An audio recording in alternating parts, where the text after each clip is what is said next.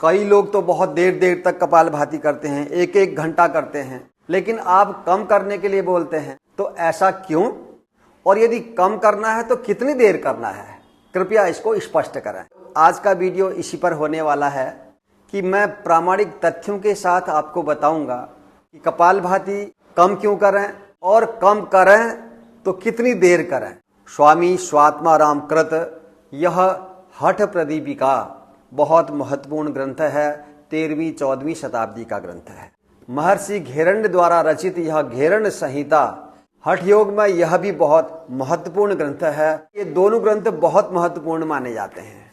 इन ग्रंथों के अनुसार प्राणायाम कितने प्रकार के हैं, कपालभाति क्या है, इस विषय में तो मैं अलग से एक वीडियो बनाऊंगा, जल्दी ही वह पोस्ट होगा।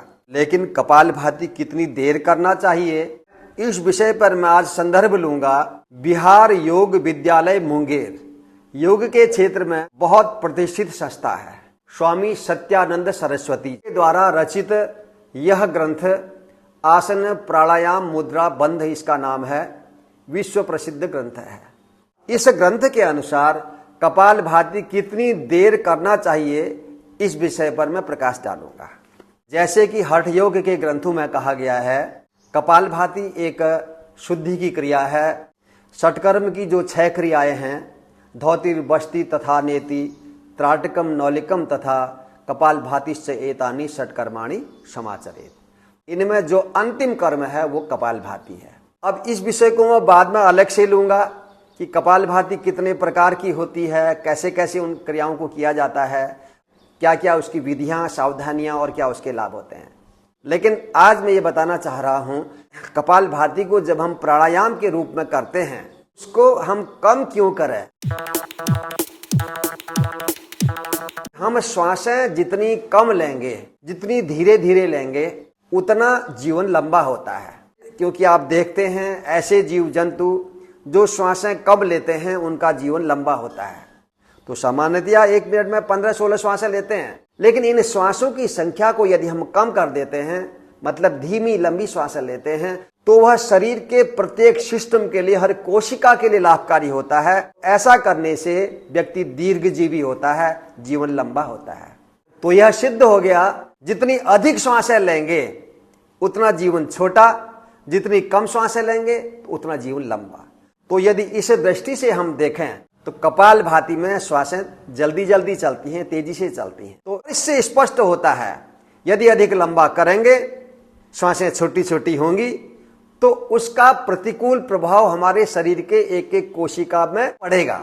इसलिए कपालभाति का अभ्यास बहुत लंबा नहीं करना चाहिए। अब बात करते हैं हठ योग के ग्रंथों के अनुसार कपालभाति का अभ्यास कितनी देर करें। जो शरीर से शक्तिशाली हैं, जिनके अंदर कोई रोग नहीं है, कोई दिक्कत नहीं है, वह कपालभाति का अभ्यास घंटों भी करेंगे तो उनको कोई परेशानी नहीं होगी। लेकिन शक्ति भी है, शरीर के भीतर विकार भी नहीं है, बीमारियां भी नहीं हैं, तो फिर कपालभाति लंबा करना ही क्यों। श्वासों को बचा के रखिए, श्वासें धीमी और गहरी लीजिए। और यदि आप बीमारियों से छुटकारा पाने के लिए कपालभाति का अभ्यास कर रहे हैं, शरीर का शोधन करने के लिए कर रहे हैं, शरीर से दोषों की निवृत्ति करने के लिए यदि आप कपालभाति का अभ्यास कर रहे हैं, तो आपने इन ग्रंथों के अनुसार चलना चाहिए। जो एकदम नए साधक हैं, उन्होंने कपालभाति के एक आवृत्ति में 20-30 से अधिक श्वासें नहीं फेंकनी है। फिर रुक गए, गहरी सांस लिया, उसके बाद फिर दूसरी आवृत्ति किया, फिर तीसरी आवृत्ति किया, और ऐसे 10-20 आवृत्तियों से अधिक नहीं करना चाहिए, ऐसा इन ग्रंथों में लिखा है। कपालभाति के अभ्यास में एक आवृत्ति में 60 से लेकर के 100 श्वासें आपने फेंकनी है, और फिर अंत में रुक जाना है, एक गहरा श्वास लेना है, और फिर पूरे श्वास को बाहर छोड़ करके बाहर श्वास को रोक लेना है, और उसके साथ फिर बंध लगाने हैं, मूल बंध, उड्डयन बंध और जालंधर बंध लगाना है। ऐसा 5 आवृत्तियां करने का निर्देश उन्होंने दिया है। एक आवृत्ति में 60 से 100 श्वासें, और ऐसी 5 आवृत्तियां करनी चाहिए। धीरे धीरे इस अभ्यास को बढ़ाते हुए इन आवृत्तियों की संख्या आप 10 तक कर सकते हैं। मैं इसलिए कहता हूं कि घंटों तक कपालभाति ना करें। हठ योग के जो प्रामाणिक ग्रंथ हैं उनका अध्ययन कीजिए, उसके अनुसार ही अभ्यास कीजिए। श्वासों के साथ कभी जोर जबरदस्ती नहीं।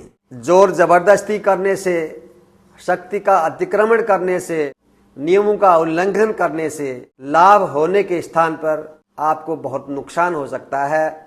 इस बात का विशेष ध्यान रखें। आज के इस वीडियो से आपकी समझ में आ गया होगा कि कपालभाति कम क्यों करें, कम करें तो कितनी देर तक करें। आज का वीडियो यहीं समाप्त करते हैं।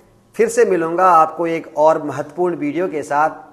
तब तक के लिए आप सब लोग घर में करते रहें योग, स्वस्थ रहें, प्रसन्न रहें। सबका मंगल हो। जय हिंद।